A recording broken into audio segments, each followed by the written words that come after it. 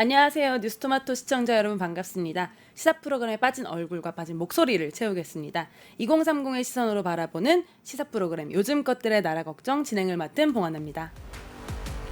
저희는 매주 금요일, 일요일 저녁 7시 30분에 유튜브 뉴스토마토 유튜브 라이브로 찾아뵙고 있습니다. 구독, 좋아요 부탁드릴게요. 여러분 다들 기대하셨다시피 드디어 이재명 대통령 시대가 열렸습니다. 무능과 불통, 독재의 그림자를 몰아내고 정말 이제 국민들이 이뤄낸 정말 위대한 승리가 아니었나 이렇게 생각이 드는데요. 이런 큰 폭풍이 지나고 난 자리가 이제 어수선하듯이 용산도 어수선합니다. 그래서 정말로 그 이재명 대통령 말씀처럼 용산이 이제 무덤처럼 텅텅 비어 있다. 일할 수 있는 상황이 아니다. 이런 말들을 보면 과거의 정부가 얼마나 무능하고 불통한 정부였는지 다시 한번 느낄 수 있었던 대목인 것 같습니다. 그럼에도 불구하고 우리는 회복과 성장으로 반드시 가야만 하잖아요. 그래서 이러한 길이 좀 어렵더라도 가야 되는 길은 또 절실한 것 같습니다. 이렇게 선거를 이기는 것도 참 이제 힘들지만 사실 정말 좋은 나라, 진짜 대한민국을 만드는 길은 더욱더 어려운 게 현실입니다. 그래서 시청자분들 너무나 잘 아시겠지만 거리에 나가면 자영업자분들이 진짜 어렵다. 요즘처럼 힘들 때 없다. 이렇게 말씀하시는 분들도 너무나 많고요. 또 우리나라를 둘러싼 글로벌 정세도 사실은 여전히 불확실하고 어려운 부분이 많은 것은 사실입니다. 그래서 이재명 정부가 이런 산적한 과제들을 잘 해결할 수 있도록 저도 그렇고 여기 보시는 시청자분들도 잘한 것은 잘했다. 못한 것은 못했다. 이렇게 하면서 정말 좋은 새로운 대한민국을 만드는 여정에 우리가 함께 힘을 모아가야 될 때가 아닌가 그런 생각이 듭니다. 그래서 오늘 요즘 것들의 나라 걱정에서는 선거 결과 모든 이 시사 프로그램이 다 한번 훑었지만 저희도 빠질 수 없으니까 선거 결과 한번 짚어보고 우리 앞에 놓인 과제들 그리고 우리가 생각하기에 이재명 정부가 이렇게 돼야 된다, 해야만 한다 하는 과제들도 같이 짚어보는 시간 가져보도록 하겠습니다. 그러면 정책 플랫폼 다시 만드는 세상과 뉴스토마토가 공동기획한 요즘 것들의 나라 걱정 지금 시작하겠습니다.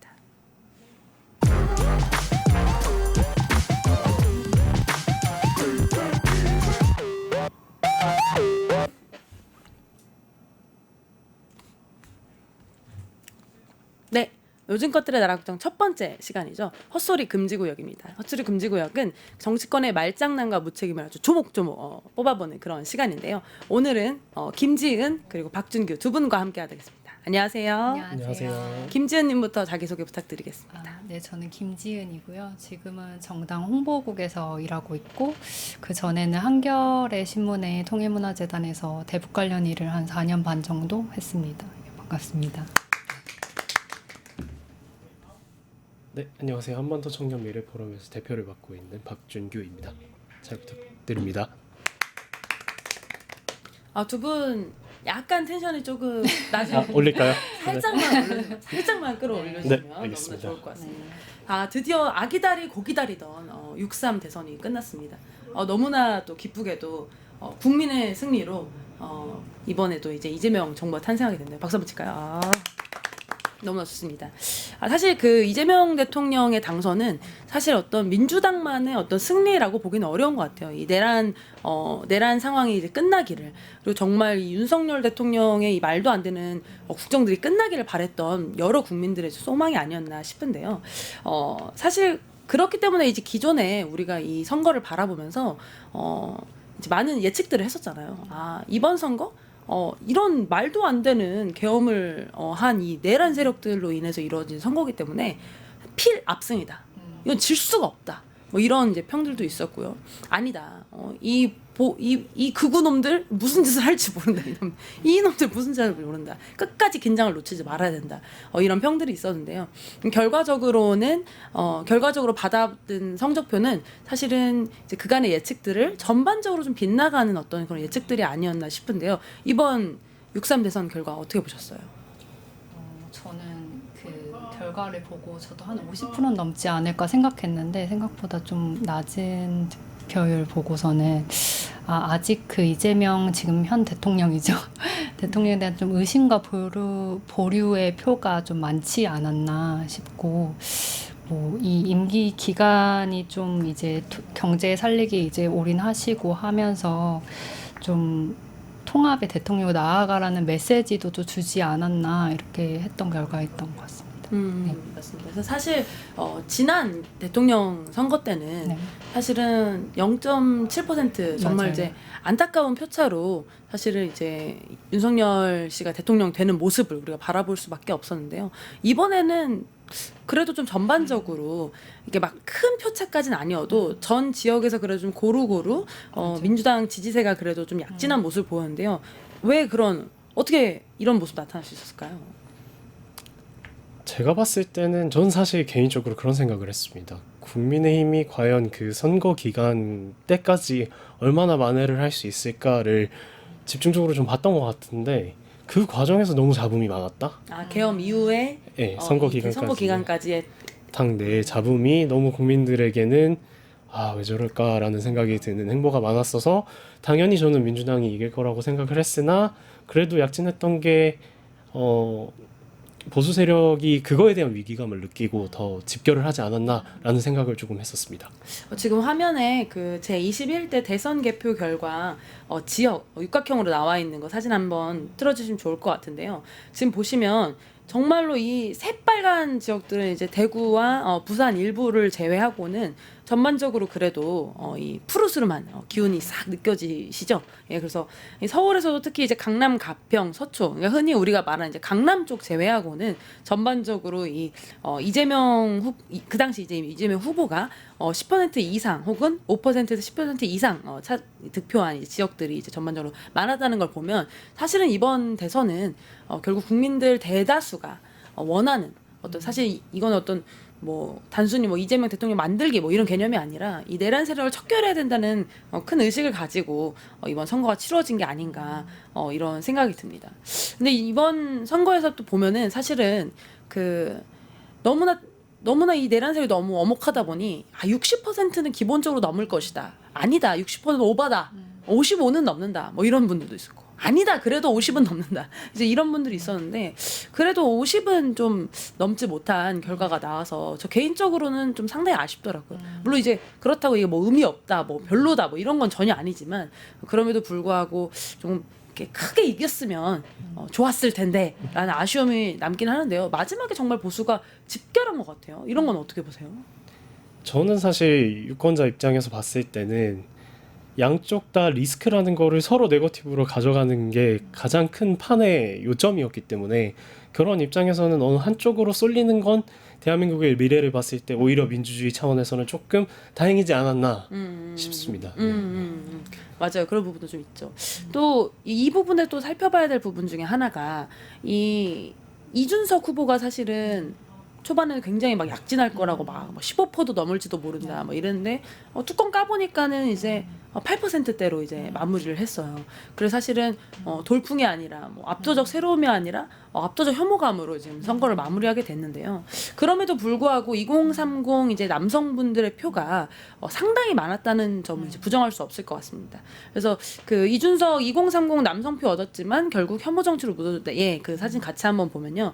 대선 출구조사 당시에 20대 남성 37.2%가 이준석에게 투표한다 이렇게 나왔었어요. 그러니까 상당히 높은 투표율을 보이고 있는데 이런 모습은 왜 나온 걸까요?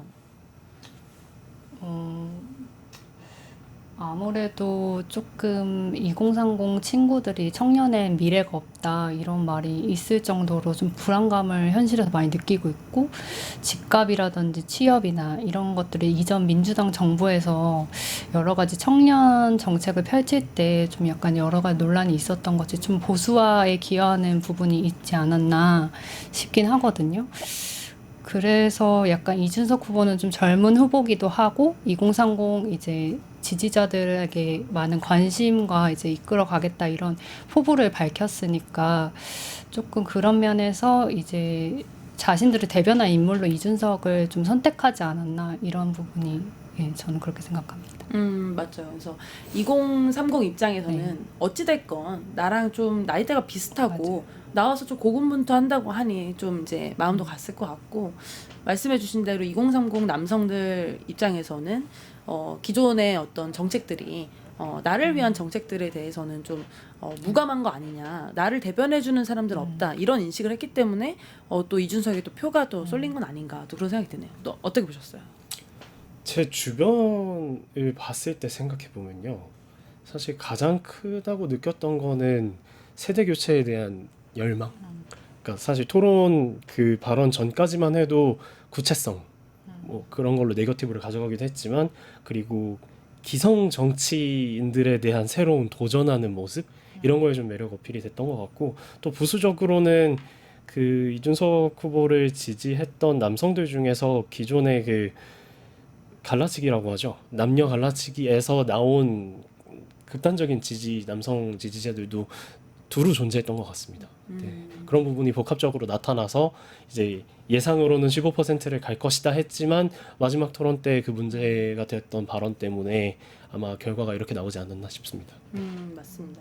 사실은 그 지금 나온 이 2030의 득표율을 잘 조망하고 이걸 대비하지 않으면 사실 이 흐름 그대로도 갈 수 있거든요. 그래서 저 개인적으로는 사실 지금의 어떤 정치가 그 2030 남성분들에게 현실의 어려움을 타파할 수 있는 대안들을 제안하지 못했고 그 부수적 효과로 이준석이 저렇게 혐오하고 갈라침을 함에도 불구하고 사실은 득표를 가져갈 수 있지 않았나. 그래서 그런 부분은 앞으로 민주당이든 다른 정당들이든 이런 것들을 좀 챙겨가야 되는 부분이 있지 않나 싶습니다. 근데 그런 어떻게 보면 그런 기대를 안고 이제 출마했던 이준석 후보가 사실은 이번 대선에서 너무나 큰 네거티브를 넘어서 이제 혐오적 발언들과 어떻게 보면 거의 이제 정말 무리를 일으킨다고 할 정도의 발언들로 대선 토론을 뒤엎으면서 사실은 그 기대를 혐오 정치로 결국 끝내버리게 된 것 같아요. 이런 모습은 어떻게 보셨어요?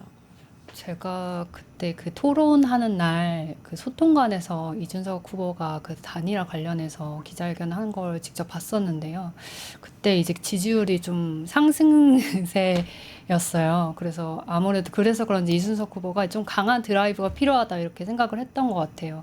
그래서 내가 김문수를 넘어설 수 있다 이렇게 발언을 하셨는데 그런 약간 자신감이 결국엔 조금 약간 토론에서는 너무 과하게 화를 불렀던 것 같고 근데 그런 네거티브 하는 모습이 사실은 기성 정치인과 다르지 않아서 압도적 새로움을 내세웠던 이준석 후보와는 좀 괴리감이 있었고 그리고 2030이 이준석 대표를 또 지지하는 이유 중에 하나는 좀 새로운 정책적인 내용이나 이런 거를 이끌어 가주길 바란 건데 약간 네거티브를 함으로써 조금 더 이게 현실 인식 간에 좀 정치인하고 국민하고 좀 괴리가 있지 않았을까 이런 생각이 듭니다. 네. 저도 진짜 너무 공감하는 게 그는 왜 그렇게 급했을까? 네. 그런 생각도 좀 드는 것 맞아요. 같아요. 사실은 본인이 나는 김문수랑 단일화 안 한다 이렇게 선언했으면 맞아요. 오히려 국민에게 자신의 어떤 정책적인 것을 설파하고 이런 대안들을 보여주는 기회로 삼았으면 사실은 더 큰 호응, 어떻게 보면 더 큰 성원이 있었을 것 맞아요. 같은데 오히려 너무나 구시대 문법적인 맞아요. 흔히 말하는 이제 가족 건드리기로 이제 가버리니까 가족 건드리기 플러스 성차별적, 맞아요. 성혐오적인 발언들로 가니까 국민들 입장에서는 오히려 더 놀랐던 것 같아요. 그러니까 같은 메시지여도 메신저가 누구냐에 따라서 이 메시지가 다를 수 있는데 너무나 젊은 후보가 저런 발언들을 하면서 국민들을 이렇게 호도할 수 있나? 그래서 결국은 그 근거로 결국은 대선이 끝났음에도 불구하고 이재명 의원을 제명해야 된다는 어떤 국민적 청원이 36만 명에 달할 정도로 지금 이제 나온 게 아닌가 싶은데요. 어떻게 보셨어요? 저는 사실 그 토론의 그 발언이랑 그 여러 번에 걸친 토론을 보면서 느꼈던 게 뭐 제가 제일 싫어하는 말이 다른 나라도 다 그렇잖아라는 말이거든요. 그러니까 대한민국의 지도부 정치권을 선출하는 이 민주주의 국가에서 우리나라 국격이 언제부터 저렇게 떨어졌지? 어디서부터 잘못한 걸까라는 생각을 저만 했다고는 생각하지 않거든요. 근데 거기서 더 나아가서 전 연령대가 보는 대선 토론에서 그런 발언이 나왔다는 것 자체에 조금 가야 될 길이 멀구나 대한민국 이런 생각을 했습니다. 그리고 저희도 지금 유튜브 라이브를 하고 있지만 사실 이 유튜브 라이브와 이 공중파 특히 이 대선 토론회의 무게는 굉장히 다른 거잖아요. 근데 저는 이제 이준석 후보가 어디 무슨 유튜브 방송 나와서 그런 유튜브 방송에서도 하면 안 될 만한 발언을 그 시점에 했다는 것에 대해서 그가 지금 무슨 선거를 띠가 있다고 생각했던 건지에 대한 의문이 상당히 많이 들었습니다. 그래서 이번 대선에 특히 두드러진 게 또 네거티브와 혐오 이런 부분들이었잖아요. 근데 이 후보가 그래서 그런지 모르겠으나 이런 이슈가 좀 계속 대선이 끝나고도 이어지고 있는데요. 최근에 이제 국힘 시의원 국힘 시의원이 이 온라인상에서 누리꾼과 말 이제 설화를 이제 주고 받으면서 있었던 일입니다. 그래서 시민과 이제 말이 붙은 거예요. 그랬더니 나는 광역위원인데 넌 직업이 뭐야? 나는 변호사인데 넌 직업이 뭐야?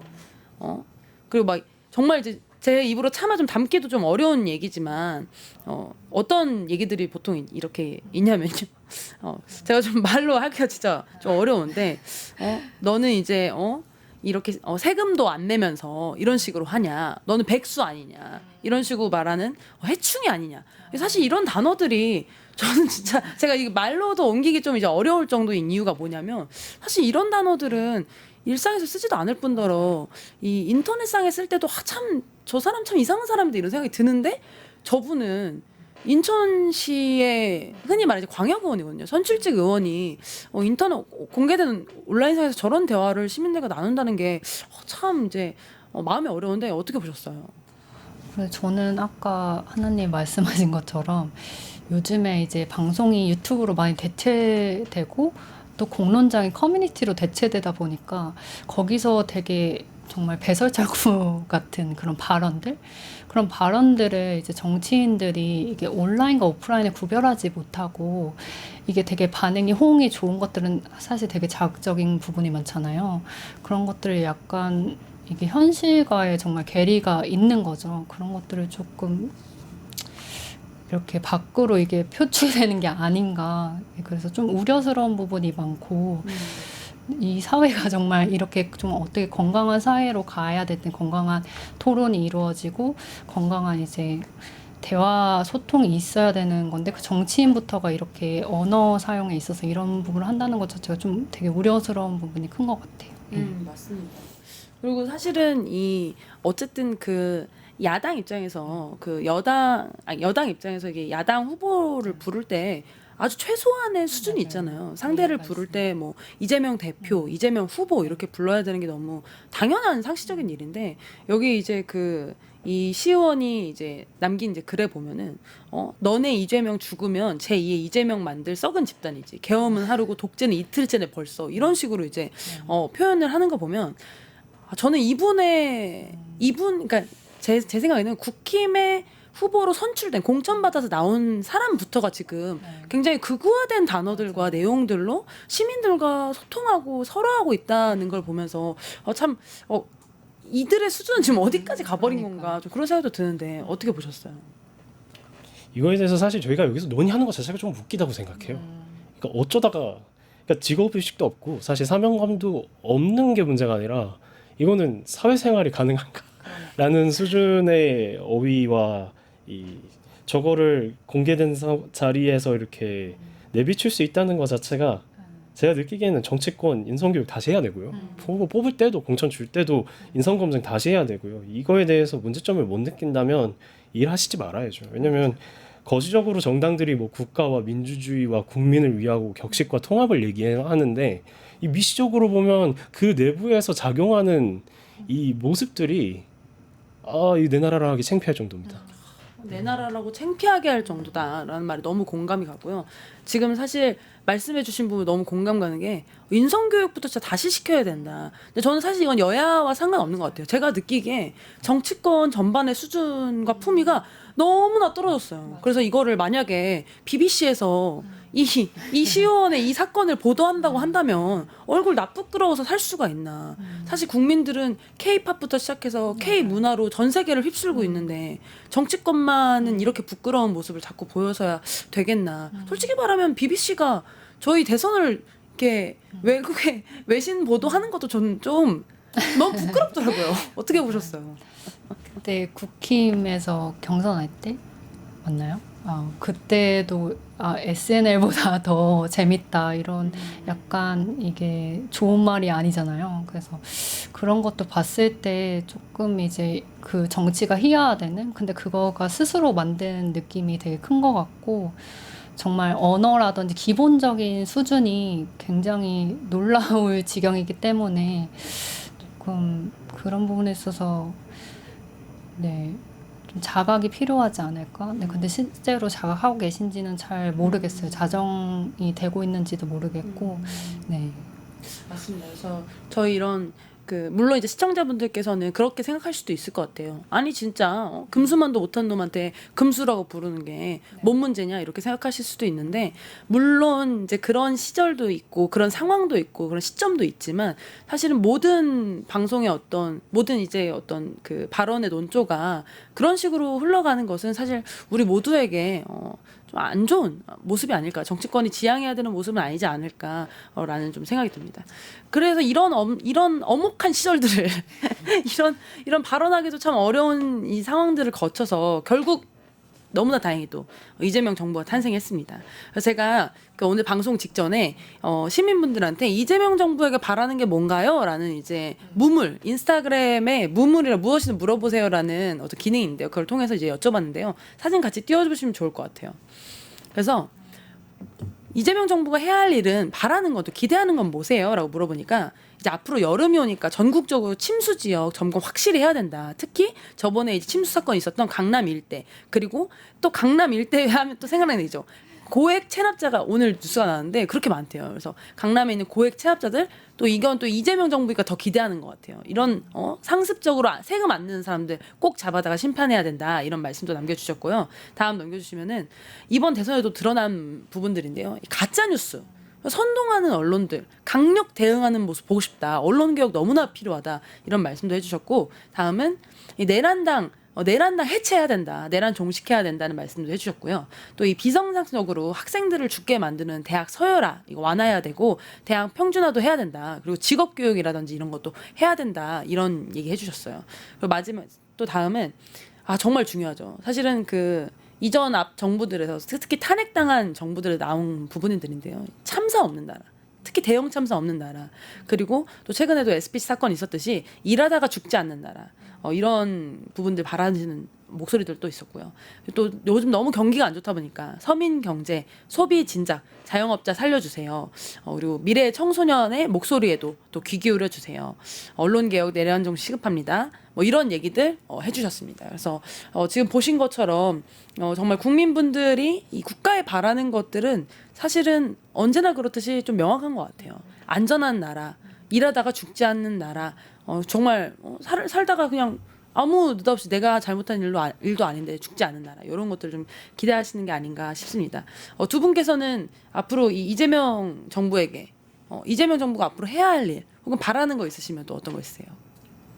저는 아무래도 남북 관계 쪽을 했다 보니까 조금 취임식 때도 평화로운 이제 남북 관계에 대해서도 언급을 하셨지만 실제로도 그런 진작이 있었으면 하는 바람이 크고 사실 윤석열 정권에 있었을 때는 남북 관계가 거의 이제 파탄이 난 수준이었어가지고 사실 그거를 회복하는데도 쉽진 않겠지만 되게 어려운 문제긴 하지만 그래도 가야 할 길이 아닐까 이렇게 생각합니다. 너무 맞습니다. 사실은 가장 큰 안전은 또 가장 큰 맞아요. 평화죠. 평화가 이루어져야 우리의 일상의 안전을 지켜줄 수 있기 때문에 너무나 중요한 말씀입니다.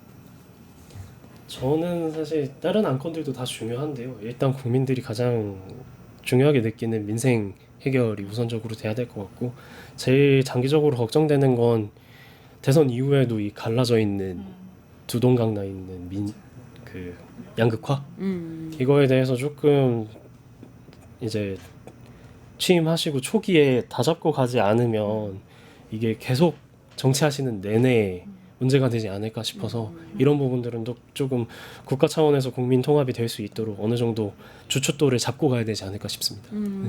너무나 공감합니다. 근데 이걸 또 이준석이래. 이재명 대통령께서도 알고 계신 것 같아요. 저는 아까 말씀은 안 드렸는데 이재명 대통령이 저번에는 졌고 이번에는 이겼다라고 한다면 이긴 이유가 뭘까라고 생각하면은 저는 그 중에 하나가 대선 이제 출마하실 때부터 말씀하신 이 나라에 이제 빨갛고 파란 게 있는 게 아니다.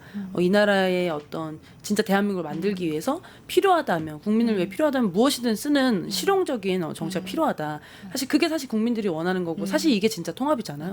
사실 진짜 통합이라는 게 잘못된 것도 용서해주고 끌어안는 게 통합이 아니라 진짜 이제 잘못된 건 잘못됐다. 처벌받아야 되는 건 처벌받는다. 역사적으로 규명해야 되는 규명한다. 그럼에도 불구하고 국가적인 어떤 나아가야 될 길을 위해서 필요한 것들은 적재적소에 활용한다. 이런 측면에서는 앞으로 그런 부분들은 좀 기대해 볼 수 있지 않을까 싶습니다.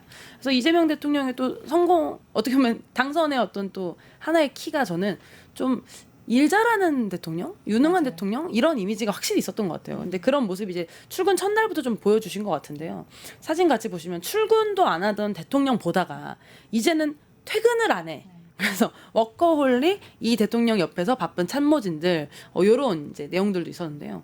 그러니까 정말 출근하자마자 사진 보시면 내리면서 이렇게 전화하면서 내리는 이제 모습들이 있어요. 그러니까 그 정도로 지금 밀려 있는 현안들을 이제 처리하기도 바쁘고 또 인수위도 없다 보니까 처리해야 되는 일도 많은 것 같고요. 또 대외적으로는 이제 이번에 이제 G7 이 열리는데 사실 저희는 이제 G7 개최국이 아니기 때문에 뭐 초청하거나 이게 개최하거나 이럴 수는 없지만 불러줘야 가는 거잖아요. 맞아요. 근데 그래서 기존에 이제 윤석열 정부 때에서는 이제 불러주질 않아서 이제 갈 수가 없었는데 이번에 또 다행히 또 이제 캐나다에 열릴 때 불러줘서 그래서 사실 이런 것도 사실 근데 그냥 단순히 불러줘서 가는 건 아니거든요. 앞단에 치열하게 우리가 이제 G7에 가서도 어떤 영향력이나 발언을 하기 위해서 이제 국가 차원에서 이제 관리를 했었어야 되는데 그런 부분들을 했기 때문에 사실은 또 이재명 정부 들어서자마자 G7 참석이 가능해진 거 아닌가 이런 생각이 듭니다. 그래서 이런 모습을 보면 사실 좀 기대되는 것 같아요. 왜냐면 이전에는 너무 이제 일을 안 하고 불통하고 좀 이분이 뭐 하고 계신 건지 맨날 뉴스에서는 무슨 미신 네. 뭐 무술 뭐 이런 맞아요. 내가 지금 정치 뉴스를 보는 게 맞는 건가? 뭐 이런 생각이 들 정도의 일들이 많았었는데 앞으로는 좀 이런 게 정상화된다고 생각하니까 좀 다행이라는 생각도 드는데 앞으로 이런 모습 보니까 앞으로 좀 어떠세요? 어떤 식으로 되실 것 같으세요?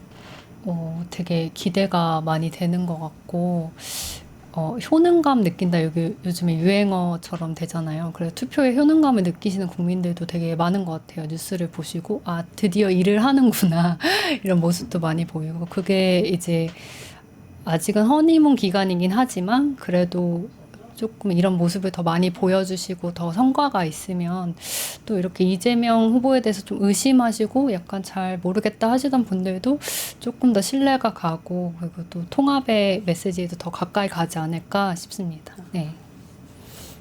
대표님과 과장님께서 좋은 말씀 다 해주셨고 이제 저도 다 공감하는 바이라서 저는 어렵죠. 네, 약간 냉정하게 이렇게 약간 유권자로서 좋은 해주세요. 덕담이자 이렇게 결과로 증명하십시오 대통령님 이라는 말을 하고 싶습니다. 왜냐하면 정치라는 것 자체가 유권자들이 받아들일 때는 결과로서 받아들이기 때문에 이제 보여주시는 거 뭐 이렇게 임하시는 모습도 좋지만 결국 결과로서 조금 더 살기 좋은 나라로 만들어 주시기를 좀 부탁드리겠습니다. 저는 너무 공감해요. 맞아. 사실 정부는 증명하는 자리잖아요. 이게 그냥 뭐 입으로만 할 수 있는 자리가 아니기 때문에 그래서 더 기대하는 것 같아요. 왜냐면 지금 증명해야 되는 영역들이 너무나 많습니다.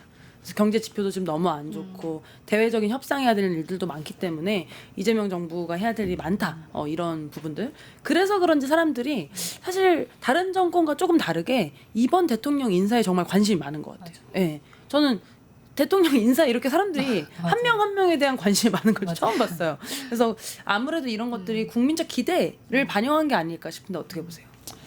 저도 인사 되게 관심 있게 보고 있는데 지금까지는 크게 이제 무리되는 거나 논란되는 인사는 딱히는 없어 보이는데 이제 오광석 변호사님 이거에 대한 우려는 많은 것 같은데 아무래도 경찰 개혁이 좀 연관되어 있으니까 그런 부분이 있는 것 같고 그래도 아마 여러 생각이 있으시지 않을까 그런 생각을 해보고요. 첫 인사다 보니까 그리고 또 통합의 메시지를 강조하셨기 때문에 이제 또 뭐 친명 비명 이런 이야기도 있고 그리고 또 다른 이제 곳에서 넘어오신 분들도 있고 또 아니면 저희 이제는 야당 다른 이제 연합하고 이런 부분들도 있어서 좀 어떻게 인사를 고루 분배하실 것인가 그거에 대해서도 좀 초점을 두고 보고 있는 부분도 있어요. 네. 맞습니다. 그래서 많은 분들이 이렇게 인사에 관심을 가진다는 건 그만큼 기대하고 있다는 뜻이고 그런 부분들을 사실은 김밥 한 줄 먹으면서 바로 회의 진행하고 퇴근도 자꾸 안 하려고 하고 일하느라고 저는 그게 너무 웃겼어요. 그 강원식 비서실장이 딱 이제 임명됐다고 이제 맨 처음에 인사할 때는 굉장히 멀끔하셨는데 네. 바로 다음날 너무 초췌해지신 거예요. 강진호 대변인도 그렇고. 맞아요. 근데 이런 모습들을 보면서 사실은 이제 각 두 분에게는 너무나 힘든 상사를 만난 게 어려울 수도 있으나 국민들 입장에서는 아, 저렇게 일을 열심히 맞아요. 하고 있네. 근데 왜냐면 저희가 일하는 국회에 대한 요구는 많이 해봤어도 일하는 정부를 좀 요구해 본 적은 맞아요. 없었는데 윤석열 정부 일을 너무 안 하니까 왜냐면 정부는 원래 일하는 데인데 맞아요. 너무 안 하다 보니까 이번엔 진짜 더욱더 잘 일하는 정부 되게 기대하는 것 같습니다. 그럼 오늘의 헛소리 금지 구역은 여기서 마무리하고 정말 앞으로 이재명 정부가 대한민국을 위해 보여줄 일들 기대하겠습니다. 유튜브 구독하고 실시간 채팅과 댓글을 남기시면 매일매일 7,000TTCO를 드립니다. 참여 방법은 통통물 어플을 다운로드하고 회원가입과 로그인을 해주세요. 마이페이지에서 나의 회원 고유 번호를 복사해주세요. 유튜브 구독 후 실시간 채팅이나 댓글창에 고유 번호를 한 번만 입력하면 준비 끝! 지금 유튜브 채팅과 댓글 쓰기 참여하고 7,000TTCO 받아가세요.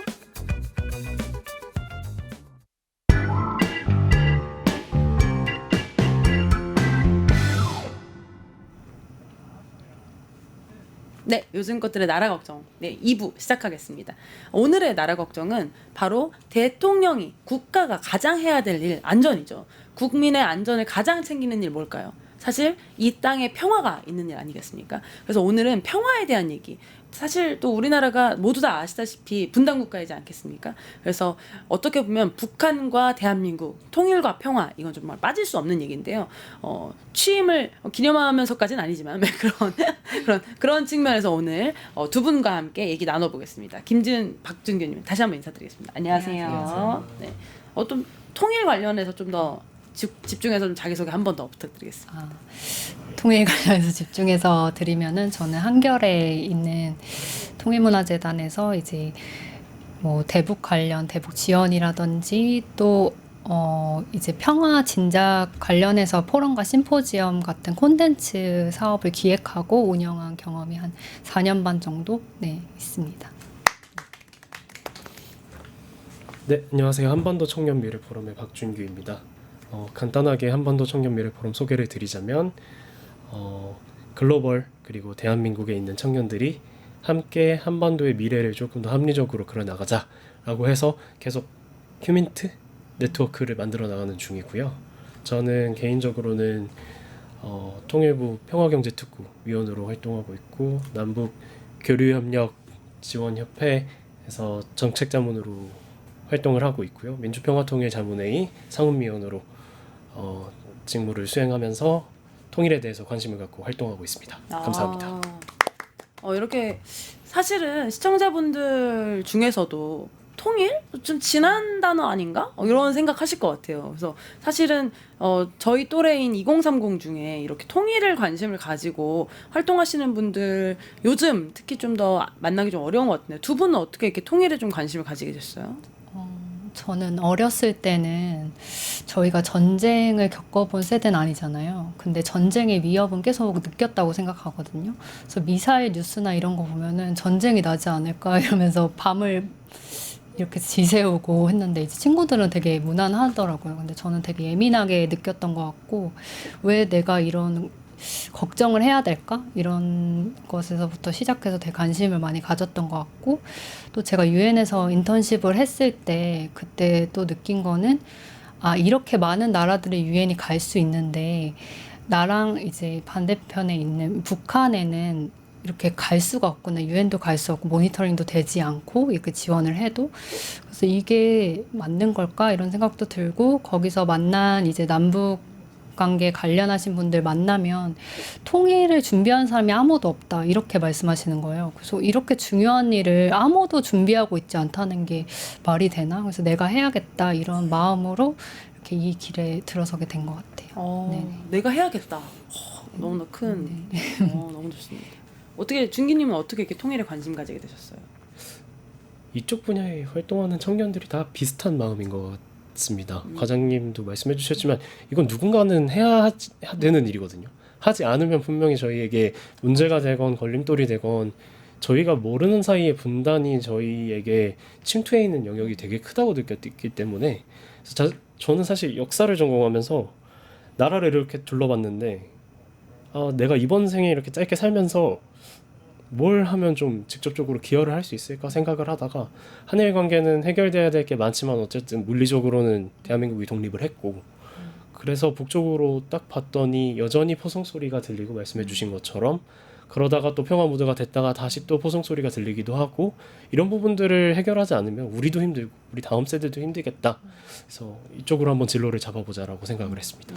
그렇군요. 근데 사실 두 분도 느끼시겠지만 요즘 세대들 통일에 이제 관심이 없는 경우가 많잖아요. 이런 건 왜 그럴까요? 일단은 통일이라는 이슈 자체를 정치적 이슈로 많이 생각을 하시고 이게 자체가 거대 담론이 되어 버려가지고 또 오랫동안 교류가 없다 보니까 이제 자연스럽게 멀어진 현상이라고 생각하고요. 그리고 저희가 사실은 평화도 경험하지 못한 세대기는 해요. 근데 저희가 있는 게 평화롭다고 생각하는 좀 가짜 평화 이런 거에 좀 적응이 되어 있기 때문에 좀 통일과 평화는 오히려 요즘 세대한테 느끼기엔 뉴노멀이다 이렇게 좀 생각이 들어요. 네. 근데 저는 들으면서 네. 좀 개인적 경험이 느껴지는 게 제가 이제 93년생 이제 33인데 확실히 그 옛날에 뭐 김대중, 맞아요. 뭐 노무현 이럴 때는 그래도 좀 뭔가 북한에 대한 얘기나 맞아요. 정치적으로 해결하는 노력들을 많이 하다 보니까 그래도 좀 더 친숙했던 것 같아요. 네. 그리고 통일에 대한 단어 자체도 좀 많이 얘기하고. 근데 요즘은 이제 그런 것들이 워낙 이제 좀 없다 보니까 확실히 좀 이제 멀어진. 그래서 맞아요. 지금 그때 태어난 친구들 입장에서는 통일이 정말로 익숙하지 않은 아예 다른 일일 수 있겠구나. 어떤 좀 그런 생각도 드네요. 네. 준규님은 어떻게 보세요? 왜 이렇게 요즘 세대들은 통일 얘기에 반응이 없을까요? 제일 좋은 말씀 해주신 것 같은데 저도 똑같이 느끼는 게 이게 평화로운 게 아닌데 평화인 줄 알고 만성화된 이 사고 체계가 가장 큰 것 같고요.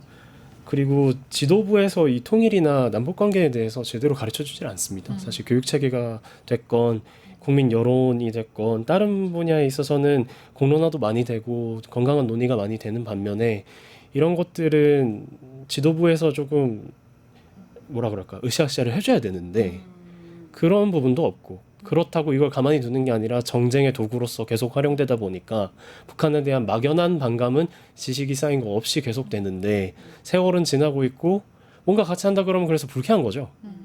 보기도 싫고 이게 만성화됐다고 생각을 합니다. 그렇군요.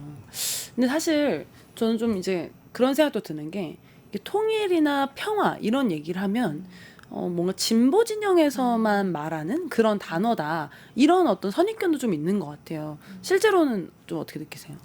실제로 그런 게 만연한 것 같기는 해요. 이게 좀 정치적인 이슈로 생각하고 또 약간 이게 진보 프레임에 좀 갇혀 있는 것 같기도 하고 평화는 사실은 어떤 정부에 상관없이 가는 건데 이게 좀 계속되다 보니까 조금 이제 고착화된 게 아닐까 이렇게 생각돼요. 네. 어떻게 보시나요? 통일연구원 연구실장님이 그런 말씀을 하시더라고요. 강연에서 양 정부 정권이 바뀌었을 때 다른 진영의 정부가 나왔을 때 그래도 들여다보면 50% 이상의 통일 정책은 똑같다. 뭐 정당들의 통일에 대한 의견을 봐도 평화적인 한반도 통일을 지향한다라고 돼 있지만 그거에 대해서 접근법이 다른 건데요. 각 진영을 베이스로 말씀을 드리면 아까 말씀드린 것처럼 이런 것들을 국민들과 소통하고 공론화하고 계속 노출시켜서 조금 관심을 유도하는 진영은 진보 진영이 더 잘한다고 보고요. 보수 진영도 비핵화를 통한 평화와 교류 협력을 얘기를 하긴 하지만 너무 스탠스 자체가 그 적대적인 이미지화에 쏠려 있어서 이거를 조금 그 텐션을 풀지 않으면 완전 양극화 말하는 게 서로 달라 보이는 진영으로 보이지 않을까. 결론적으로 하나의 대한민국으로서의 한반도 정책이 나오기 힘들어 보인다. 국민들이 느끼기에는. 네. 너무나 맞는 말씀이십니다. 사실 이 모든 사건들이나 문제들이 그런 것처럼 좀 문제를 좀 제대로 인식하고 좀 진실된 모습을 좀 보면서 진짜 얘기를 해야 해결안들이 나올 것 같은데요. 평화와 통일 이슈만큼은 사실 굉장히 그런 부분 적은 것 같아요. 뭔가 상호가 왜곡하고 있는 부분들도 좀 있는 것 같고, 같은 안을 두고도 뭔가 자기들이 보고 싶은 측면을 좀 강화해서 좀 보는 부분도 있는 것 같고, 왜 이렇게 좀 이렇게 왜곡된 부분들을 이렇게 각자 좀 정보를 제공하고 보고 이런 게 좀 만연해졌을까요? 일단은 정보 자체가 공개 정보 자체가 되게 부족하기 때문에 일어나는 현상이라고 보고요. 그리고 말씀하셨듯이 통일 교육이라든지 뭐 남북한의 뭐 그런 것 최신 모습이라든지 이런 거 접할 기회가 사실 거의 없다고 보시면 돼요. 그래서 저는 활동을 할 때는 좀 2030 타겟으로 해서 조금 그런 것들을 이제 기회를 만들려고 많이 노력을 했어요. 그래서 뭐 젊은 사람들이 가는 곳이 어딜까? 그럼 성수동 카페 거리, 그럼 거기 가서 일일 카페를 여는 거예요. 그래서 그냥 차 한 잔 마시면서 이제 영국에 이제 북한 투어를 하는 친구들이 있어서 거기서 사진을 공수해서 북한의 최신 모습, 우리가 알고 있는 건 약간 좀 되게 옛날 북한의 모습이잖아요. 네. 근데 지금 거기에도 이렇게 사람들이 살고 있다, 이런 모습도 보여주고, 또 거기 갔다 오신 분들의 뭐 이야기도 토크쇼도 하기도 하고, 아니면 스타트업 대표님 중에 이제 자기가 외국에 있었을 때 북한 사람들이 이렇게 스타트업에 관심을 갖고 이렇게 하고 있는 모습을 이렇게 얘기해 준다든지, 조금 그러면 인식 변화가 되고, 그런 행사에 참여한 사람들은 확실히 더 북한이나 아니면 남북 통일에 대해서 좀 관심을 갖게 되거든요.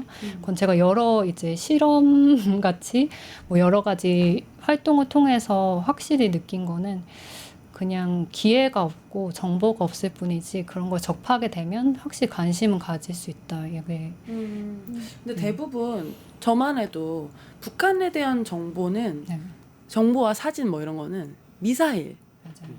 김정은의 모습, 맞아요. 김정은 딸의 모습 뭐 이런 걸 이제 주로 느끼지, 북한 주민들이 살고 있는 모습이라든지 거기 사회상 이런 거는 거의 볼 기회도 없고, 그러니까 말씀하신 것처럼 만나면 관심이 갈 텐데 만날 기회는 거의 없는 것 같아요. 어떻게 보셔요?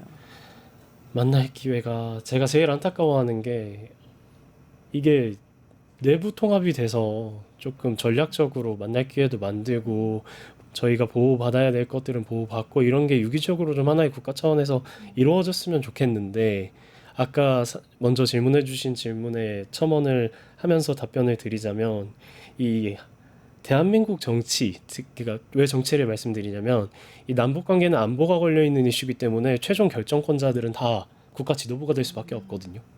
근데 국가 지도부의 상태를 보면 양 정당이 완전히 갈라져서 싸우고 있고 대화가 안 된다고 하는데, 그 대화가 안 되는 가장 중심 꼭대기에 있는 게 한일 관계랑 남북 관계, 친일파와 종북이라는 단어를 빼고는 대한민국 정치 키워드를 추릴 수가 없는 상황인 거죠.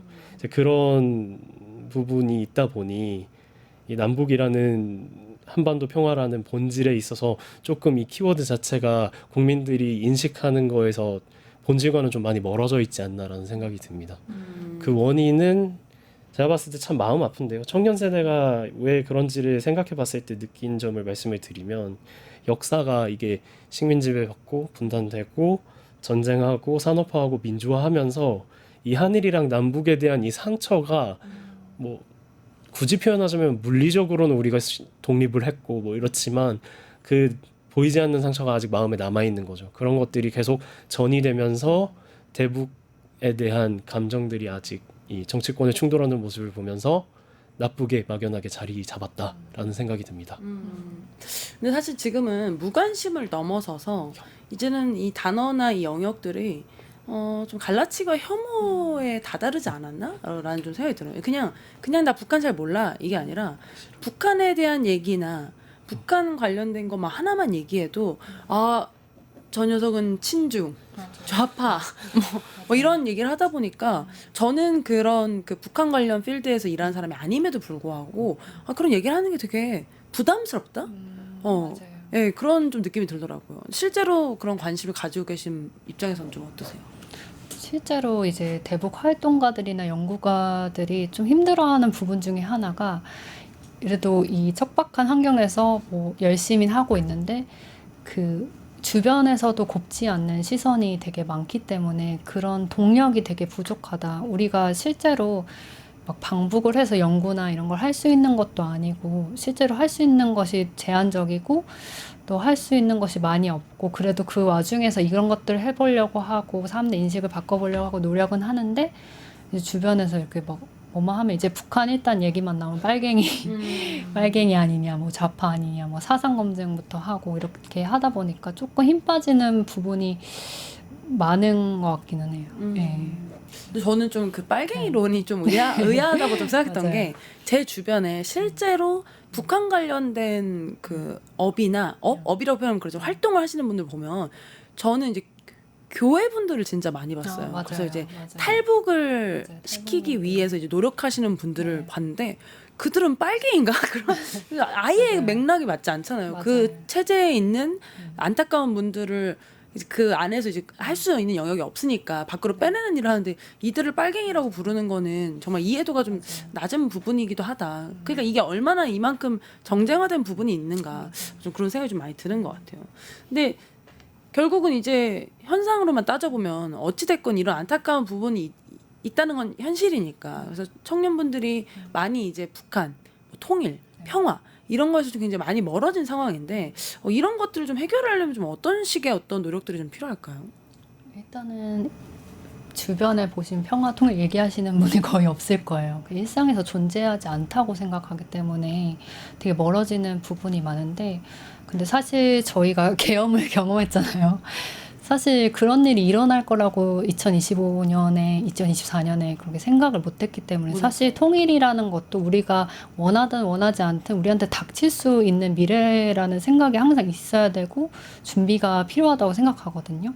그게 지금의 현실과는 상관없이 그래서 저도 되게 활동하면서 어떻게 2030들이 여기 관심을 갖게 할까 여러 가지 시도를 해봤는데 이제 하나의 시도로는 저희 세대에 대한 좀 여러 가지 분석을 한 결과 개인주의긴 하지만 사회적 문제에 되게 관심이 많아요. 그래서 삶에서 할 수 있는 이제 한나님도 이렇게 텀블러 갖고 다니시지만 이렇게 환경을 위해서 이런 활동을 하는 것 자체에 되게 많이 참여를 하는 성향이 되게 강해서 그래서 뭐 환경 쪽에 있으신 분이라든지 아니면 교육 쪽에 있으신 분이라든지 저희가 좀 헤이그라운드 라고 소셜벤처 분들하고 굉장히 많이 협업을 했어요. 그분들은 되게 일단 기본적으로 사회적 이슈에 대한 고민이나 생각이 깊은 분들이기 때문에 평화 문제에 관심이 없었어도 그걸 연결시켜서 되게 잘 하실 수 있더라고요. 그래서 좀 그게 가능성하고 확장성에 되게 기여를 많이 했다고 생각하거든요. 그래서 좀 그런 식의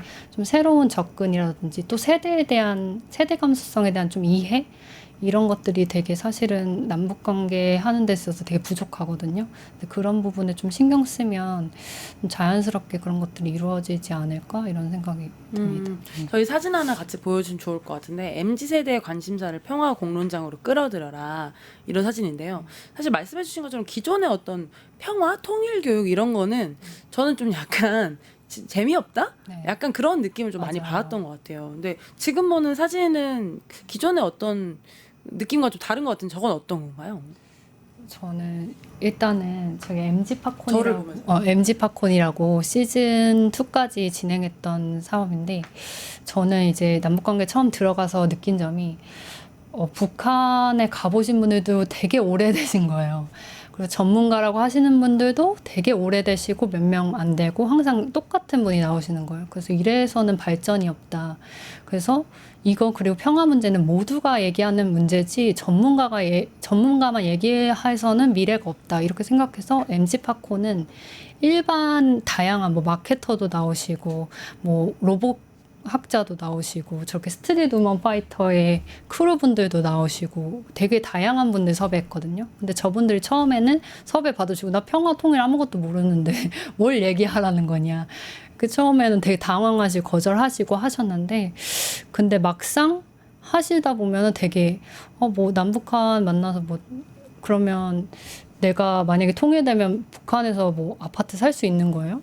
뭐 이런 거라든지 아니면 뭐 내가 요즘에 뭐 이렇게 폴리아모리라고 해가지고 다자연애 뭐 이런 거 얘기하시다가 뭐 요즘엔 젊은이들 비혼주의가 많은데 약간 비혼주의와 통일해서 전범선 작가님은 약간 북한과 남한을 약간 데이트 폭력해서 헤어진 애인으로 설정하고 러시아, 뭐 중국, 뭐 미국 이런 사람들을 시어머니로 설정해서 약간 이렇게 재밌게도 풀어보시고 또 영화 평론가분도 나오셔서 이제 예전에는 이제 북한을 너무 악마화했다면 지금은 또 너무 또 멋있게만 그려지는 모습에서 이제 모가디슈 같은 영화에서는 좀 현실적인 걸 담아내기도 했다. 이런 좀 얘기도 해주시기도 하고 각자의 영역에서 사실 평화의 부분들이 다 있거든요. 그런 것들 나눠주시다 보니까 조금 더 풍성하게 됐던 것 같고 저거 평화로운 영화 캠프 같은 경우는 서핑을 좀 이렇게 옛날 가자지구에서 이제 전쟁의 상처나 이런 것들을 서핑이나 이런 스포츠로 되게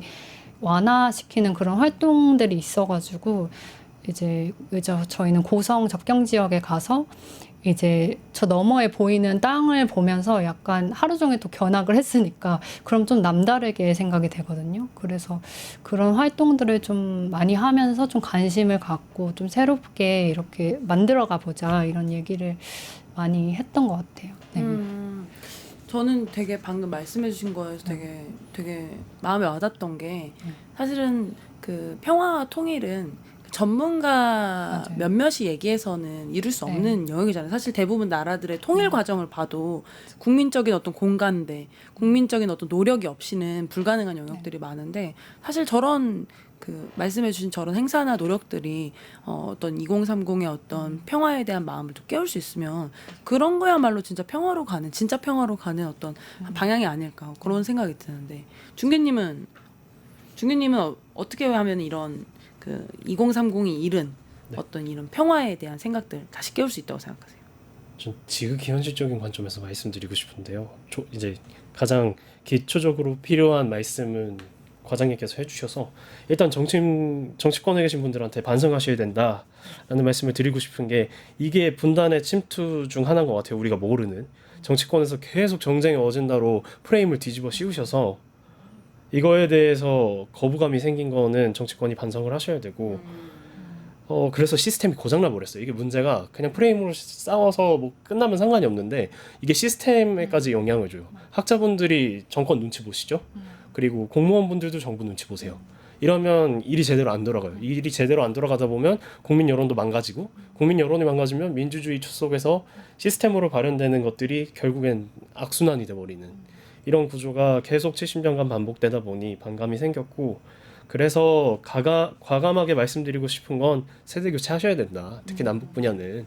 왜냐하면 아까 말씀드렸지만 뭐 지금 소위 주사파라고 말씀하시는 분들이 계신데 이제 그분들은 민주화 운동하면서 이제 김일성 세상이랑 접하셔서 뭐 이렇게 됐다고 말씀하시고 반공을 외치시는 분들은 보통 전쟁이랑 산업화 경험하시면서 그 시대의 어젠다를 그렇게 받아들이셔서 그렇게 됐다고 말씀을 하시는데 이게 되게 웃긴 게 그 시대적 어젠다를 받아들이신 분들이 양쪽 다 막론하고 이거를 탈피를 잘 못하시는 것 같아요. 그러니까 이게 합리적으로 접근해야 되는 현실들이 있는데 그거를 압도하는 거죠. 이 개인적인 이념적인 것들이. 그래서 그런 부분에 있어서 사실 제가 왜 과감하게 세대 교체를 말씀드리냐면 저는 이만큼 악순환했으면 이제 더 이상은 미래는 없다고 보거든요. 이 체제에서 또 똑같이 정부 교체됐는데 또 똑같이 다시 백투 원래 했던 걸로 돌아가면 기술 발전은 급하게 일어나고 유사 사태의 가능성이나 한반도의 미래는 더더욱 어두워진다고 평가되는 마당에 왜냐면 뭐 청년들의 통일 인식도 계속 떨어지고 있고 여기서 계속 악순환만 언제까지 반복할 건지 질문을 드리면 청년들은 한숨부터 내쉬거든요. 그래서 세대 교체를 과감히 하셔서 남북 분야에 있는 인사들을 페이스오프 하셔야 된다. 그리고 아까 말씀해 주신 것 중 제가 제일 또 한 번 더 강조하고 싶은 게 통일은 정치적인 통일이 다가 아니라 이 한반도라는 지역에 사는 살아가는 사람들의 삶이 전부 하나로 합쳐지는 거거든요. 이거는 이론의 영역도 아니고 학술의 영역도 아니고요. 연구진, 실무진 활동가, 협상가 그리고 북한의 유사사태 시에 투입돼야 될 인력도 있어야 되고 한반도가 비상사태에 빠졌을 때 최악의 경우를 대비했을 때 대비 인력도 양성이 돼야 되는데 아까 말씀드렸던 이 시스템이 고장나는 바람에 이런 부분들이 제대로 되고 있지 않다. 제대로 되고 있지 않은 것조차 그 지도층에서 모르시는 분들이 대다수면서 북한 얘기를 많이 하신다. 저는 말씀해주신 거에 굉장히 공감 가는 부분이 이게 사실은 이 의사결정을 정치권이 이렇게 많이 좌우하잖아요. 네, 그렇죠. 근데 그들이 이 사건, 이 일련의 이 과정을 발전시키는 방향으로 가지 못했다. 그래서 그 피해는 고스란히 평화를 상상하지 못하는 국민의 세대로 이렇게 된 것이 아닌가 이런 생각이 좀 많이 드네요. 그래서 결국은 말씀하신 것처럼 이 한반도에 사는 사람들이 이 평화든 통일이든 만들어가야 되는 과정이 있는데 그것에 어떻게 보면 이제 무의식하게 하고 서로가 이제 편을 갈라서 이걸 준비하는 사람들의 어떤 그 안정성이나 이런 것들도 떨어뜨리다 보니 결국은 흔히 말하는 진짜 이 통일과 평화를 준비하는 사람들이 없는 상태까지 이르게 한 거 아닌가. 물론 이제 계시지만 그런 시간이 더 지났음에도 불구하고 더 풍성하게 논의가 이어지지 못하고 이렇게 수렴하는 쪽으로 가게 된 거 아닌가? 정말 말씀하신 것처럼 정치권이나 일련의 어떤 정부 기관들이 다 반성해야 되는 부분 아닌가 그런 생각이 드네요. 근데 그럼에도 불구하고 우리가 이런 척박한 상황에도 불구하고 그럼에도 이제 평화를 이뤄내야 되지 않겠습니까? 네. 예, 그래서 또 이렇게 그 평화를 이뤄내야 한다는 어떤 일념으로 또 이렇게 또 활동하고 계신 분들이 있으실 것 같은데요. 제 생각에는 이 김대중 대통령 때가 굉장히 이제 그러니까 그 성공 여부, 그 햇빛 정책의 성공 여부에 대한 이제 논쟁은 둘째 치더라도 그때만큼 이 평화를 상상해 볼 수 있던 때가 없었던 것 같아요. 이렇게 되면 진짜 좀 뭐 되나? 가서 진짜 나도 맞아요. 금강산 가보나? 막 이런 상상을 했었던 것 같은데 그 이후에는 거의 없다가 문재인 대통령 때 이제 판문점 선언하면서 또 비슷한 시기가 맞아요. 오나? 약간 이런 기대를 했었는데요. 그 이후에는 사실 정말 급격하다는 말이 부족할 정도로 정말 아예 얼어붙었다고 할 정도로 남북 관계가 아예 멈춰버린 것 같아요. 근데 왜 이런 상태를 마주했고 이런 걸 해결하려면 좀 어떻게 해야 될까요?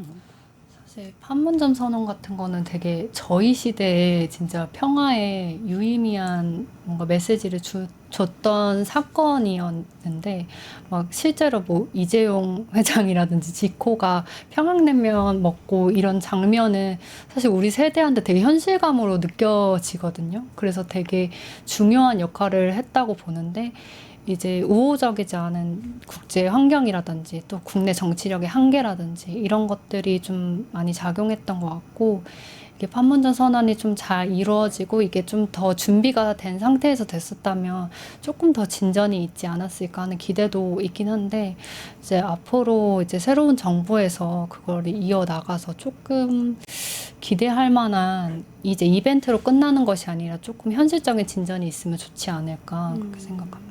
네. 너무 좋습니다. 어떻게 보세요?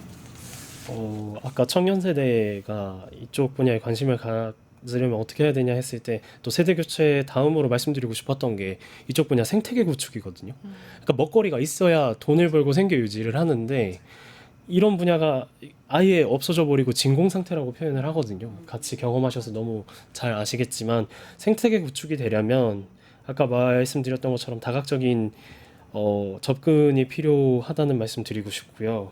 그런 의미에서 방금 말씀해 주셨는데 이재명 대통령께서 평화에 대해서 계속 액션을 취하시고 뭔가 실질적인 걸 하려고 하실 텐데 여기서 하나 제가 조금 조심스럽게 말씀드리고 싶은 건 평화선언에 대한 내성이 더 이상은 생기면 안 된다.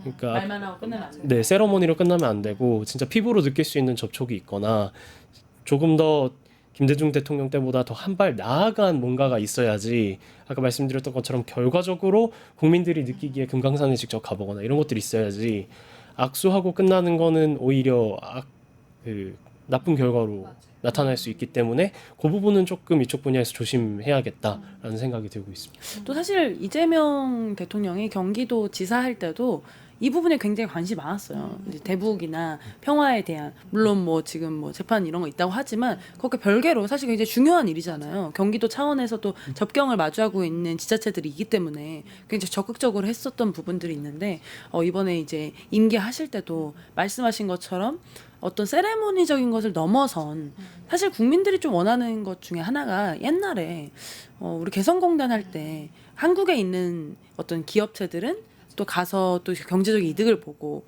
또 어떻게 보면 북한 입장에서도 함께 일해보는 경험을 쌓고 이런 것들이 굉장히 좋은 어떤 사례들이었던 걸로 저는 생각이 드는데 그래서 그런 어떤 실질적인 모습들 이렇게 경제라든지 관광, 문화, 인도 이런 차원에서 좀 성과를 낼 수 있는 정부가 될 수 있으면 너무 좋겠다 또 이런 생각이 듭니다. 그럼에도 불구하고 이런 단절된 관계들을 계속 이어나가야 되잖아요. 어떻게 해야지 사실 이게 단순히 말씀해 주신 것처럼 이게 대한민국과 북한 간의 관계가 아니기 때문에 더 어려운 측면이 있는데요. 그럼에도 불구하고 이어나가야 되지 않겠습니까? 어떤 식으로 좀 이어나가야 될까요? 저는 이제 준규님이 말하는 것에 이제 덧붙이고 싶은 거는 일단 대북 생태계 자체가 지금 위험 신호고 활동가들이 다 떠나고 있고 연구자들도 마찬가지고 이 패널분들이 네. 말씀해주신 대북 생태계라는 것은 네. 이 대북이라는 이 네, 영역에서 일하는 활동하시는 사람들이 네네 맞습니다. 사실은 일하는 사람들이 많아지려면은 이 안에서 직업을 하고 맞아요. 연구도 하고 이렇게 해야 되는데 맞아요. 이쪽에 대한 관심도라든지 맞아요. 사업이라든지 이런 부침이 너무 심하고 또 네. 줄어들기도 하다 보니까 실질적으로 여기서 밥벌이를 할 수 없어서 떠나는 맞아요. 경우가 너무 많다는 말씀이신 거잖아요. 그렇죠? 맞습니다. 특히나 뭐 여러 가지가 있겠지만 사람이 사실은 가장 큰 자원이기 때문에 그런 것을 관리하고 어쨌든 청년이 또 평화의 다리를 이어나가야 되거든요. 다음 세대들이.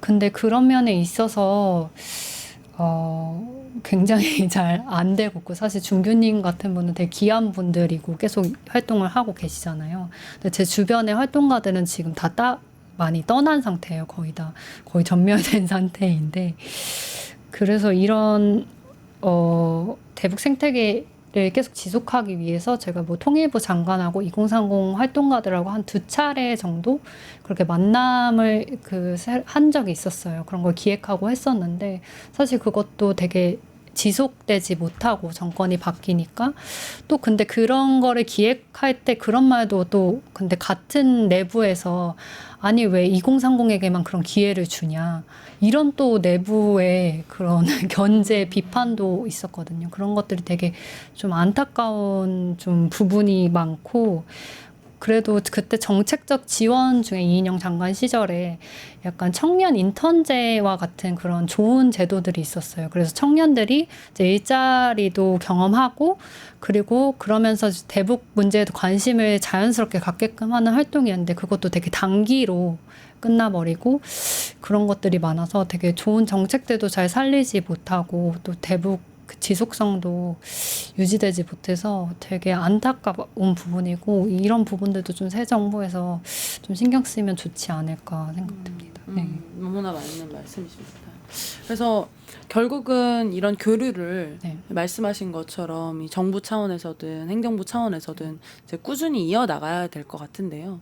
근데 지금은 어떻게 보면은 또 그 기존과는 좀 다른 세상이 왔잖아요. 네. 기존에는 어떻게 보면은 같이 구호를 외치고 좀 운동을 하고 이런 관점이었는데 사실 요즘 2030한테 누가 나와서 같이 띠두르고 구호해보자 이런 거 나올 사람이 없잖아요.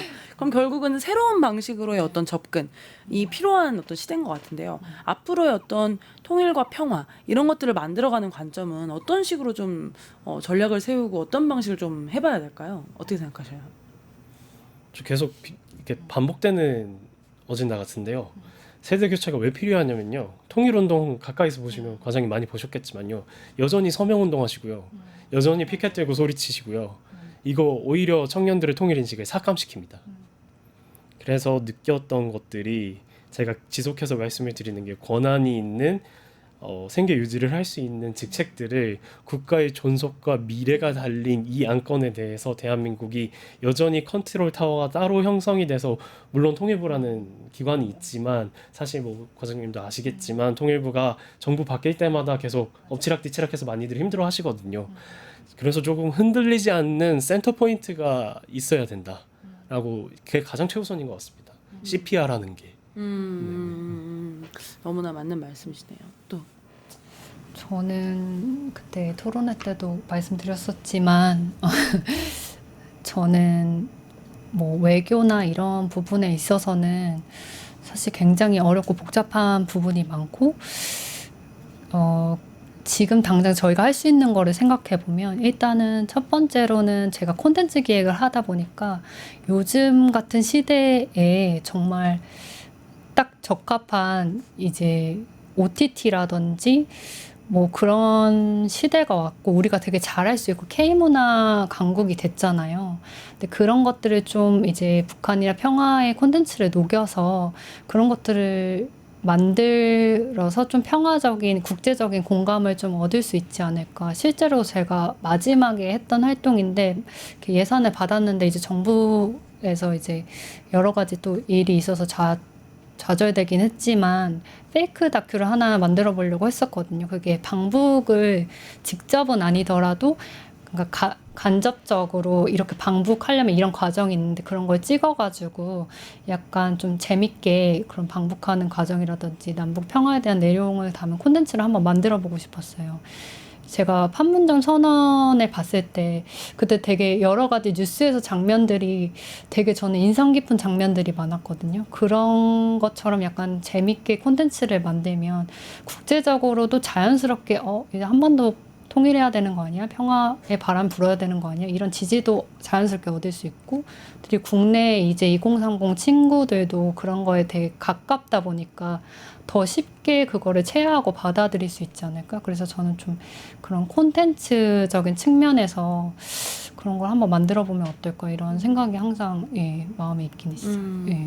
저희 그 시청하고 계시는 시청자분들 댓글을 제가 잠깐 보다가 이런 말씀하시더라고요. 아 이게 지금 우리나라 일도 지금 급한데 급격하게 뭐 통일을 하거나 뭐 통일 이슈나 남북 이슈를 하는 것은 적절치 않을 수도 있다. 근데 그런 생각 하실 수도 있을 것 같아요. 뭐 당연한 너무나 맞는 말씀이고 통일이나 남북 관계는 결국 국민이 원하지 않으면 할 수 없는 일이거든요. 뭐 그냥 몇 명이 그냥 뚝딱 뭐 통일하자 뭐 이렇게 할 수 있는 일은 아닌데, 근데 제가 이번에 그 계엄을 겪으면서 굉장히 느낀 것 중에 하나가 계엄을 막은 게 사실은 그 각 군인들이 아 이것이 올바르지 않은 일인데? 라는 이 생각 때문이었거든요. 근데 그것은 민주교육에서 비롯된 아 이것은 옳지 않아. 지금 아무리 내 상사고 내 상부여도 이런 식의 권력을 투쟁하는 것은 권력을 사용하면 옳지 않아라는 인식이 우리 어떤 그 젊은 군인들이 우리의 어떤 안온한 일상을 지킬 수 있었던 것처럼 지금 우리가 얘기하는 평화와 통일이 단순히 통일을 하자. 평화를 이루자. 이런 구호적인 문제가 아니라 우리나라 사람들이 평화에 대한 중요성과 통일에 대한 생각을 어떤 방식으로든 갖고 있다고 한다면 그 자체가 굉장히 큰 평화 방어막이 될 수 있다. 그래서 단순히 뭐 우리가 뭐 미국이랑 잘 지내야 되고 러시아랑 잘 지내야 되고 이런 것도 당연히 필요하지만 국민들이 어떤 평화적인 마음, 평화가 왜 이렇게 중요하다는 것들을 가지고 있을 때야 진짜 우리가 이제 평화를 이룰 수 있는 사회가 될 수 있기 때문에 사실은 내부적인 일이 아니다라고 생각할 수도 있지만 이거야말로 진짜 어떻게 보면 이제 내부적 일에 가깝다. 우리나라가 평화로운 나라가 될 수 있고 국민 개개인의 안전 그리고 더 나아가서는 우리나라에 태어나는 어린 시민분들에게도 정말 전쟁 없는 나라 만들어줘야 되는 것이 가장 큰 지금 의무 아니겠습니까? 저는 제 또래 30대 친구들 만나면은 가장 많이 하는 얘기가 어른들은 동의하지 않으실 수 있는데 지금 태어난 애들한테 빚질 일 하면 안 된다. 나쁜 나라 말 물러주면 안 된다 이런 말 하거든요. 근데 그런 과정 중에 굉장히 중요한 과정이라는 생각이 듭니다. 또 저희가 또 이제 마지막으로 또 얘기하면서 이 대화를 좀 정리해 보려고 하는데요. 지금까지는 이 말씀해 주신 것처럼 이 평화와 통일 관련돼서 너무 젊은 사람이 없고 오래된 분들이 많고 지금까지의 방법론이 상당히 좀 이제 올드한 편이 있다. 그래서 새로운 어떤 접근, 시도 그리고 우리가 또 잘하는 영역에서 어떤 모습들 좀 보여줘야 된다라고 말씀해 주셨는데요. 그러면은 지금 이제 앞으로 이것이 단순히 뭐 정치적 언어나 어떤 뭐 정치권의 이슈가 아니라 우리 일상에서의 언어로 좀 이제 변화하려고 한다면 어떤 것들이 좀 필요하고 우리가 함께 만들어 나가야 될까요? 저는 되게 평화 공론장이 필요하다고 생각해요. 건강한 공론장. 지금 2030이 모이는 커뮤니티 같은 곳 말고 실제로 이제 평화 교육을 받고 평화 공론장에서 그것을 얘기하고 그것을 또 정책으로도 이어갈 수 있으면 굉장히 좋지 않을까. 일단은 그런 공론장 자체를 만드는 거가 되게 좀 우선이지 않을까 그렇게 생각합니다. 네. 지금 오늘 두 분이 만드시면 되겠네요. 두 분이. 너무 좋죠. 세 분이? 예. 좋죠. 이렇게 셋이서 이렇게 나가가지고 같이 얘기하실 분 이렇게 해가지고 공론장 만드는 거 너무너무 좋죠. 또 어떤 게 필요할까요? 저 사실 방금 댓글로 질문해주신 분이 참 이 분야에 있으면 제일 많이 듣는 질문 같아요. 우리 통일, 우리 살기도 힘든데 근데 저희끼리 말씀드리고 싶은 거는 청년 지금 이 분야에서 활동하는 청년들이 이제 구호 외치시는 분들처럼 당장 통일을 하자, 통일만 하자, 레토릭스럽게 통일이 뭔지 구체적으로 제시를 안 해주는데 그냥 우리 민족이니까 통일하자라고 얘기를 하는 게 아니라요. 조금만 들여다봐도 지금 교육이 부재해 있어서 그런데 경제나 뭐 코리아 디스카운트가 대표적인 예시인데 이 북한에 대해서 조금만 교육이 됐어도 이 분단이 우리한테 얼마나 디스어드밴티지를 주는지 알 수 있거든요.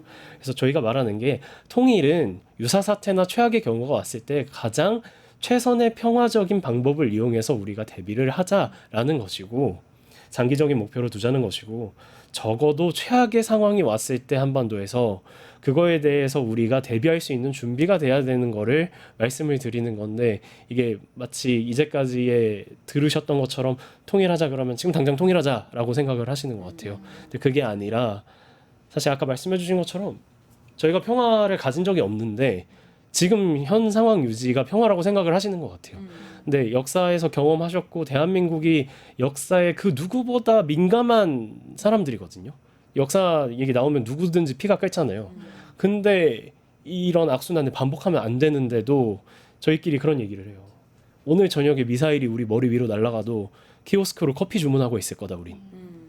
이런 부분들을 조금 의식 차원에서 대비를 해야 된다라고 말씀드리는 거라고 드리고 싶습니다. 그리고 마지막으로 조금 첨언을 하자면 저는 정책을 추진하시는 분들께 말씀드리고 싶은 게 이 시공간성이라는 게 청년 세대나 국민들에게 되게 중요한 것 같아요. 뭐 애기봉 스타벅스 사진 두 분께는 보내드렸었는데 단순히 구호에 치는 게 아니라 우리 뭐 저희 세대에서 저희 사진 띄워주시면 좋을 것 같은데 스타벅스 그 사진 들고 있는 거 혹시 있을까요?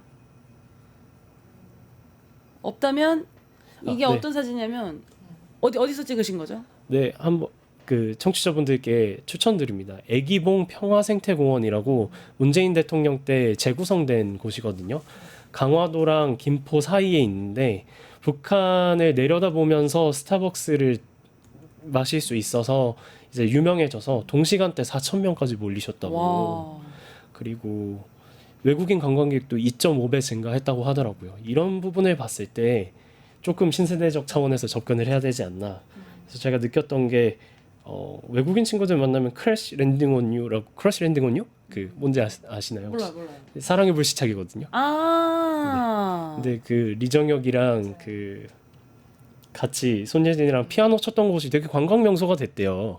근데 이거 대한민국 콘텐츠잖아요. 그렇죠. 그러면 우리도 사랑의 불시착 테마공원 같은 걸 만들어서 인증샷도 찍을 수 있고 관광도 할 수 있는 아예 이 시공간적인 부분을 좀 만들면 좋지 않을까. 이래야 유입되는 인원도 늘어나고 경제도 활성화되고 자연스럽게 평화경제특구가 조금 형성될 것 같다는 생각이 듭니다. 네. 너무 좋습니다. 그래서 말씀해주신 것처럼 이 2030이 대화를 나눌 수 있는 공론장도 있어야 되고 또 어떻게 보면 일상에서 우리가 이미 만들어내는 컨텐츠 안에서도 또 이제 느낄 수 있는 어떤 평화와 통일에 대한 얘기들이 또 있어야 되지 않을까 그런 생각이 듭니다. 그래서 오늘 저는 좀 이제 얘기하면서 개인적으로 이런 얘기를 오늘 방송이 아니면 얘기를 할 일이 있는가, 맞아요. 또 들을 일은 있는가 이런 생각이 들어요. 그래서 정말로 이번 대화가 끝나고 이런 대화를 하는 자리를 좀 하나 만들어야겠다는 생각이 들고 또 시청자분들 오해하실까봐 또 말씀드린 게 그래서 내일 통일하자 뭐 이런 맞아요. 얘기를 하는 어떤 논의가 아닙니다. 실제로 그럴 수도 없어요. 맞아요. 저희가 무슨 뭐 내일 통일하자고 뭐 내일 통일 시켜주지도 않습니다. 예. 그래서 우리가 앞으로 넘어가야 될 산재된 얘기들이 너무나 많지만 사실은 아까 말씀해주신 것처럼 통일을 하자라고 생각하기 전에 이미 우리 앞에 통일이 다가올 수도 있어요. 그러면 그런 준비되지 않은 상황에서 통일을 마주할 수 없기 때문에 이런 것들을 함께 또 준비해 나가면서 이런 나라 걱정을 계속 해나가야 되는 부분이 아닌가 싶습니다. 또 오늘 또 이렇게 사실 이렇게 또 귀한 시간 내주셔서 이렇게 같이 말씀해주신 패널분들께 너무 또 감사드리고요. 저희 요즘 것들의 나라 걱정은 또 다른 또 나라 걱정으로 또 찾아뵙겠습니다. 오늘 너무나 고생하셨습니다. 감사합니다. 뉴스토마토가 12.3 내란을 막아낸 시민영웅 1000명 찾기 프로젝트를 진행합니다. 내란을 막고 탄핵 소추를 이뤄낸 시민영웅 1000명을 찾아내 대한민국 민주주의의 역사로 기록하고 시상의 본보기로 삼음으로써 민주주의를 더 널리 확산하기 위한 프로젝트입니다. 이 과정에 직접 참여했거나 참여자를 추천해 주실 분들은 우측 제보하기 QR코드나 아래 메일로 추천 및 제보해 주세요. 많은 참여 바랍니다. 뉴스토마토와 함께해 주실 분들을 기다립니다.